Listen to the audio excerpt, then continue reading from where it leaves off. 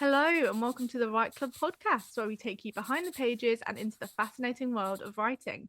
I'm Beth, and this is Mary, and we're part of the team at Writing Magazine and Writers Online.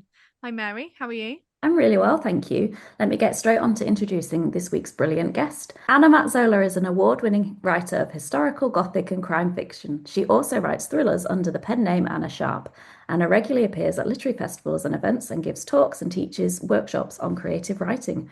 Her most recent historical novel, The Book of Secrets, was awarded the CWA Gold Dagger for Crime Novel of the Year in 2025. The first Anna Sharpe thriller, Notes on a Drowning, was named as Thriller of the Month in The Times, The Daily Mail, iPaper, and The Express. When not writing, Anna works as a human rights and criminal justice solicitor acting for survivors of crime. She is also a volunteer for Doorstop Library working with underprivileged children. And we were very lucky to read her latest novel, Notes on a Drowning, which is out now. Yes, amazing. And Anna, welcome to the Write Club podcast. Thank you. Oh, we're thrilled to have you here. Where is it that you're joining us from today? Yeah, thank you so much for having me on. I am joining you from a back room in my house because I've got a lot of building work going on next door. So I've had to retreat from my usual writing room at the top of the house to the domain at the back of the house in the hope that it will be a bit quieter here and I'll be able to speak to you guys and then write properly without a lot of drilling. Well, that was going to be my next question, actually. I guess you're not in your usual writing space, but what is your usual writing space? Would you be able to tell us a little bit about that? Yeah, of course. I mean, to be honest, it's not ideal. And that's one thing I'd really say to all. I think a lot of people think, oh, you can't write unless you've got, your perfect writing room and the perfect setup and the right. If I remember doing a course with someone once who told me that he couldn't write his novel because he didn't have the right desk. So far as I know, he still hasn't written that novel. So I normally write in our bedroom at the top of the house, just a desk with a sort of an ergonomic setup. And maybe this is mad, but I have a treadmill so that I can sometimes, and a stand-up desk so that I can sometimes write while walking so that I'm not just sitting on my bum all day. But excitingly, this year I'm having a writing shed built. So hopefully I will have an ideal workspace soon. I'm very excited about that because it's, I've managed to write, lots of novels from the space that I'm writing in at the moment, but it would be wonderful to have my proper, the proper room of one's own. Oh, that's a dream, isn't it? Yeah, yeah. So Definitely. It's As yeah, I so check in nice. mentioned, next year and hopefully I'll have a new writing space. Yeah.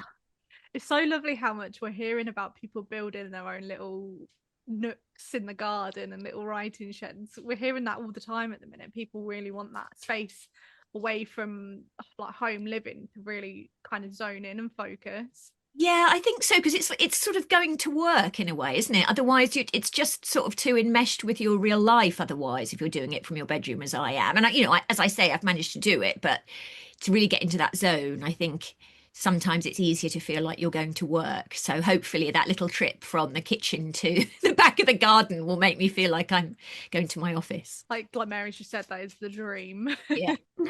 as I mentioned in the introduction, you're a human rights and criminal justice solicitor, which I'm guessing came before the writing. How did the two work together, and have you always wanted to be a writer, or was it something that came later? So for a long time, I've been doing both, but sort of to varying levels. So I didn't always want to be a writer, I guess because I didn't really know that being a writer was a possibility when I was growing up. I've always loved books, like all of us. And I did write stories very young. In fact, I was showing my daughter yesterday a story I had, the first story I ever had published, which was when I was 12. So clearly I did, love writing, but I never really thought I could sort of be a writer as a job. That wasn't something that occurred to me, even though I studied English. So I trained as a lawyer, which I don't regret by any means. And I trained within government, which of course is relevant to the book. And then I went on to work for various different human rights firms. And I got my first book published and I think it was 2015. And at that point, I sort of started reducing the amount of legal work I was doing, and sort of because I had a two-book deal. And sort of, so I've kind of juggled it over the years. So, and I guess I do decreasing amounts of legal work and more writing as I go along. But, who knows what will happen? Writing is not a financially secure job. So it's kind of good in a way to keep my hand in and know that I've got something else to fall back on. And also I like the law business. I do human rights, criminal justice stuff. It's interesting. And it involves working with other people, which writing generally doesn't. So it's good to have both. And I imagine all those things feed back so well into your writing as well. Yeah, You can't. I think so. I think sort of one inspires the other. And, as comes across in Notes in a Drowning, I've got a lot of sort of anger from the work I do because I work with survivors of male violence, and it's good to be able to sort of funnel that into something creative rather than maybe going out and stabbing people. So it's all healthy. Brilliant. And I like you say, I guess that gives you a bit of an outlet there as well, to when you are hearing these quite probably dark, awful stories, things that have happened in real life to people, to be able to have an outlet for. Yeah, in a way. I mean, I kind of don't, I don't sort of think of it as, I'm going to hear a terrible thing and then write about it. But it's more that I think we tend to write things that we care about. We tend to write about things that anger us or injustices that we see. And so because I kind of have that fuel, it ends up sort of emerging in different ways in my writing. And I actually know quite a lot of lawyers who write fiction, because I think we need some other kind of channel, other than just the quite formal language of law. Yeah, a bit of a creative escape. Yeah, exactly that. Yeah. Oh. And we really enjoyed your novel Notes on a Drunken. Thank you. Would you be able to give our listeners a brief description of the story? Yes, of course. So the premise is that after a Moldovan girl is found drowned in the Thames, two very determined women, a legal aid lawyer called Alex and a special political advisor called Kat, have to get over their differences and work together to uncover a scandal involving misogyny and international corruption that stretches right to the heart of British government. But I should say that there are funny bits as well. I wanted to inject some humour to compensate for the darkness. So yes, it's a sort of legal political thriller, but it's sort of aiming to appeal to anyone who wants us kind of a smart thriller that investigates quite difficult issues, but does so in an entertaining way. That was the goal. So I'm glad you both enjoyed it. Yeah, it absolutely does that as well. Like I was saying to you before we started recording, it's a real escapist. I really was in the world and loved it, even though the subject is quite dark. I didn't feel, too disturbed or anything by it. I just really enjoyed it. Oh, good. Thank you. That's good, because we don't want to keep Mary up at night. We don't. We don't. And the story is very topical. So was it inspired by some of the high profile scandals that have kind of dominated the press recently? It was, yes. I mean, I first came up with the idea when obviously the Jeffrey Epstein scandal has been rolling for some time, but when sort of the survivors started speaking out, and sort of added to the story of just another, although slightly more extraordinary, but it's another case of a powerful, wealthy man who abuses their power. And not only do people sort of not spot it, but they actually are complicit in it, and they roll over for them and help them conceal their crimes. And that's obviously something I see in my work as well, where certain men are believed and not properly investigated. And in particular, I was inspired by the rumor that circulated that Epstein may have been collating sort of compromat on people, and may even have been using video evidence of powerful people in order to manipulate them. So that's sort of where it originated. Yeah, I'm not sure I'd have believed it possible for your characters in the novel to succeed at taking down the people. Because, like as you said, the wealthy elite who have been untouchable for so long, going unaccountable because of their connections and their power.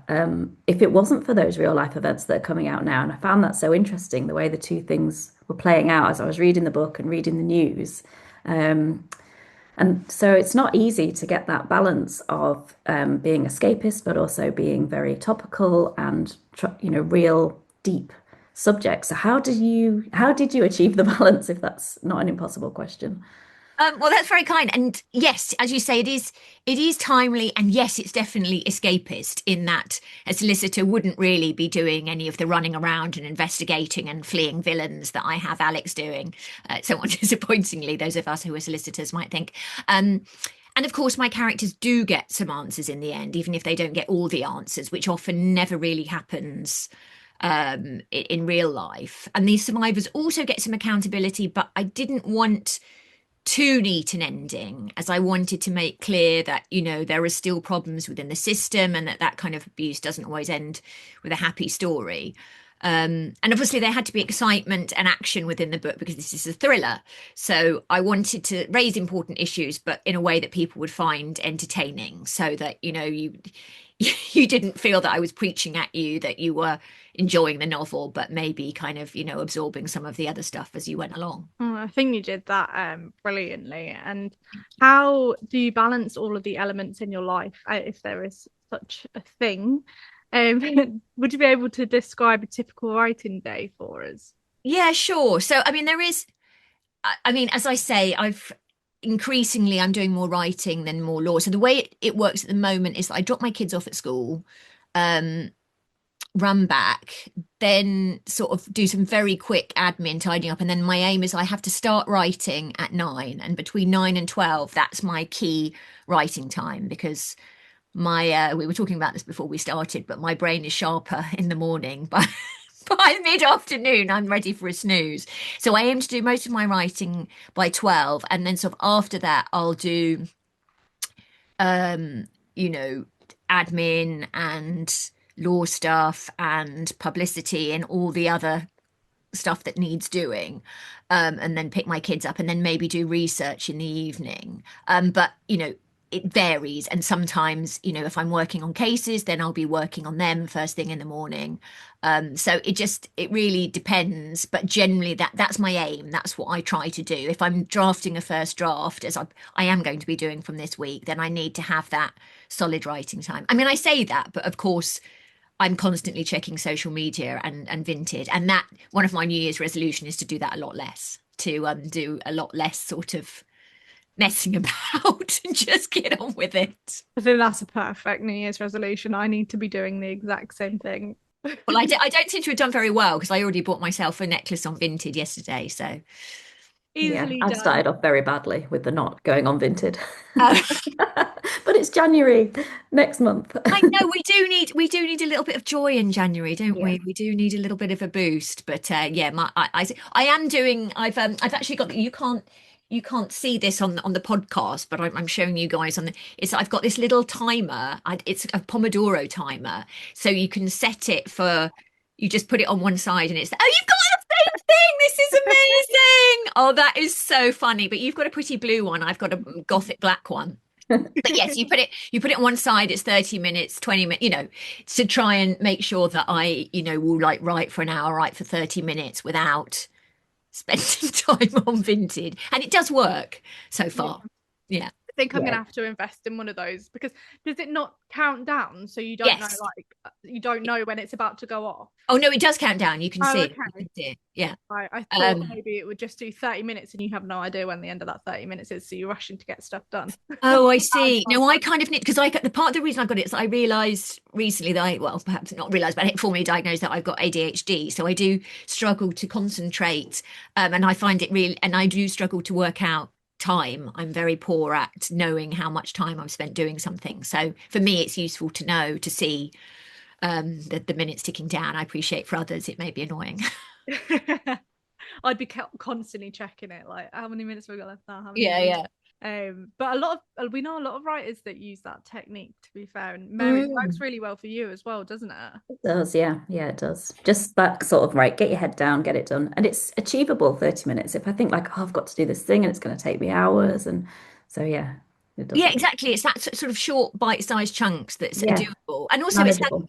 and I've realized I just can't sit still for very long. I need to get up. And also it's not very good for you to sit still for very long. Because the usual thing is that I'd heard that it's 50 minutes and then away from the screen. But I've developed, unsurprisingly for a writer, RSI in my right hand. And I saw a specific hand physio a couple of weeks ago. And she said, actually, it's every 20 minutes, every 20 minutes. Any writers listening to this, pay attention. Every 20 minutes, you have to take a minute and and move your hands and get up and do something, even if it's just for a minute. Or you end up like me, completely screwed. So yeah, so actually it's good for you to get up and shake around. In fact, I heard Sarah Waters say in an interview that she gets up and does hula hooping. So Oh, wow. I know, something to aspire to. Okay, might try that. Yeah. Yeah, that sounds like a good idea.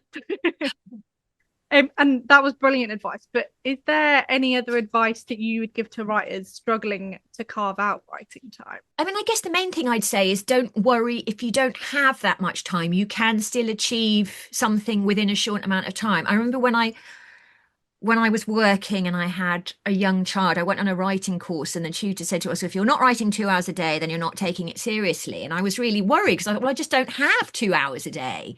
And of course, a lot of people don't, because a lot of us are working or, you've got kids, dogs, whatever. You just don't have that time. And I don't think that advice was right. I think obviously if you have 2 hours, then great. But even if you only have, half an hour, even if you only have 10 minutes, you can still write something. You can still make progress. And certainly that was how I did it. I wrote in snatches of time right from the very beginning. And you can still achieve a lot, in a short period of time. You just need to practice. So I guess I would say, yes, I mean, obviously it's important if you can carve out time and know that, if writing is important to you, then it is worth, making sacrifices of other things. But also, if you can't because you have obligations for caring or whatever, don't feel that means you can't write. You can still write in what snatches of time you have. And as I say, you don't have to have a proper desk. You can write on the bus. I often do, or the train, whatever. Yeah. Do Notes into your phone or whatever. Yeah. Yeah. You put barriers in your way, don't you? If you say it has to be the perfect desk, it has to be the perfect amount of time, you're never going to do it. Exactly that. There's always a reason. I remember, I hope he's not listening, but I remember my neighbour saying, "Oh yes, I can't start my novel until my building work is over." I thought, well, that's, there's always someone doing building work on this street. You never write the bloody book. But anyway, so yes, don't put barriers in your way. Just if you want to do it, just do it. Yeah, great advice. I wanted to ask you, how does writing thrillers differ from writing historical novels? And are you going to continue writing in both genres? So to be honest, it does. I thought it would differ drastically, but I would say it doesn't. I mean, the basic things are the same. Plot and character have to work together to produce the conflict that propels the story. You need to create characters that people care about. Then you put them in situations where we worry about them. I mean, obviously, if you're writing a thriller, those situations have to be more perilous than if you're writing a historical mystery. So, but I'd say there was actually there are, certain differences, and obviously the research is different, the pace is slightly different. I'd say there are far more similarities than I thought there would be. I was a bit worried I wouldn't be able to write a thriller, and it did take me a while to sort of get the confidence of writing in a modern day voice rather than the 18th century, because I think in a way, if you're writing historical, it's easier to distance yourself. If you're writing a modern novel, you know that people are going to be looking at it and working out whether your voice sounds authentic and, whether you're getting things accurate to how they are now. Whereas, there are a limited number of people who are going to know how things work in 18th century Paris. So in that sense, it was, but to be honest, not that different. I think it's made me think, to be honest, that once you've kind of got the basic skills of novel writing, you can probably attempt any genre. You just need to sort of work out what the rules of it are and how you want to work them. And do you like working in the two different genres? Do you find it's almost a break going from one to the other? Yeah, no, I really like having the different. And you asked whether I was writing more historical. I'm writing something at the moment that's dual timeline, so it's part historical, part modern. So I've got a bit of both, and see how that goes. But this is, I'm writing it out of contract. I've no idea if anyone will publish it. It's fun. It's nice writing. Yeah, it's nice to keep challenging yourself, isn't it? And to try and keep trying different things. Otherwise, Yeah, definitely. Yeah. Yeah. Well, that answered my question. I was going to ask you what you're working on. That sounds really interesting. A dual timeline. Yeah, it's really. I mean, I'm at that wonderful stage where I'm right at the beginning, so I've still got all that excitement bottled up. I wish you could bottle it up and keep it for later when you're just absolutely sick of your book. But yeah, so I'm at that. I've planned it out. I've started writing it. And yeah, I'm excited by it. And it's reminded me, why I love writing, that sort of the thrill of it at the beginning, because, I'm sure you've had people come in here and talk about publishing and trying to get published. That part of the process can be a lot less fun. So it's been lovely to go back to the beginning and to start on a new project. Yeah, exciting. And which name would you be publishing that under, do you think? No idea, actually. I don't know. Would I be Anna Mazzola or would I be someone? In fact, we can work out today what I'm called. If anyone has any good names, good pen names for me. My husband thinks I should be called Matt Zola. Oh, I'm not Stop doing that. people from pronouncing it wrong. So That's true. That's true. But yeah, no, I don't know. I don't know whether I'll be Anna Mazzola or something else altogether. I mean, I used to think I want my name on the book, but now I think as long as I'm published and as long as I'm writing, I'll be anyone, to be honest. You know you've written it. I know I've written it. Yeah. And switching genres is quite we're seeing it quite a lot recently with different authors and kind of writing in multiple different authors, but that multiple different genres. But in terms of your audience, obviously they know what they're kind of used to, and I've just seen actually more of like mainstream novels. Colleen Hoover, she's normally very high on the like romantic genre scale. And she's just brought out, I think, her second thriller out of all of her books that are completely different. Do you have any advice for people that are looking to kind of explore different genres and see what's maybe best for them or what they enjoy the most? As a reader or writer, do you mean? As a writer. As a writer. I mean, I guess the reason, I mean, not Colleen Hoover, because obviously she's already making a lot of money and she's hugely successful. But I think a lot of writers try different genres because, it is a precarious business and, you don't know what's going to happen. It's nice to have a few irons in the fire so that if one project doesn't come off, then something else might happen. And also the industry is quite volatile. So, historical generally isn't doing that well at the moment. Thrillers, I think they're back on the up, but who knows? It's one of those things where it's worth trying out. I personally would recommend having different projects on the go because you never know what might work, and it's hard dealing with rejection. If one thing is rejected and you haven't got anything else, it can be really, really tough. And that's what happened to me when I was writing my fourth novel, The Clockwork Girl. I wrote that again out of contract. That was a historical novel. And I went on submission with that in lockdown, which was a terrible time to go on submission with a book. It didn't sell for a very long time. And I didn't at that stage have anything else. That's when I started writing Notes on a Drowning because I thought I need to write something else. But since then, I've been thinking actually it's good to have a few different projects on the go so that, something doesn't come off. Then you can, and obviously The Clockwork Girl was ultimately published and in fact has been the bestseller of all my books. So, it's a bit random. But yeah, so people, if you're thinking about writing a different genre, definitely try it. Because as I say, I thought it would be really hard. But actually, I think if you've got the basic stuff, if you've worked out how to write a novel to the extent that anyone ever knows how to write a novel, then working out the rules of a different genre isn't that hard. You just need to read a lot in that genre and understand, how people are doing it, how people are doing it well, sort of the same way that you probably taught yourself to write in the first place, which is reading books, picking them apart, working out why they work. So, I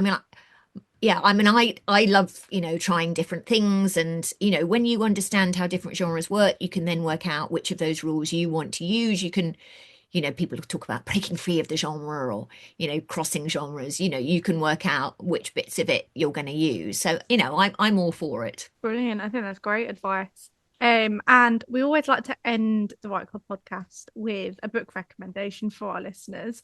Is there something you've read recently that you'd like to recommend? Can I have two? Can I have two very quick ones? Okay, I've both read two books recently and it's unusual to have two books I absolutely loved in succession, but I did. So the first one is S.E. Fox's Catherine, which is out in February. And it's a fabulous Gothic retelling of Wuthering Heights. I know S.E. and when she said she was writing, I knew she was the perfect person to write it. And she is. It's stunning. And then the other one I absolutely loved recently came out in 2008, I think, and it's called People of the Book by Geraldine Brooks. And it follows a rare Hebrew manuscript through centuries of exile and war, and it wraps it up with a personal story of a rare books expert. And I thought it was absolutely brilliant. So yeah, two crackers. That sounds great. Thank you so much. Yeah, we'll be adding those to the ever expanding pile. Yeah. Anyway, thank you so much for having me on. It's been really lovely talking to you. Oh, it's been really lovely. Thank you. Thank you so much for taking the time to join us. It's been absolutely brilliant to Pleasure. kind of pick your brains a little bit. Pleasure. Lovely to meet you both. Thanks for tuning into the Write Club. We hope you enjoyed this episode and feel inspired to keep writing. Don't forget to sign up for our newsletter at Writers Online, your go-to for writing tips, competitions, and exclusive updates.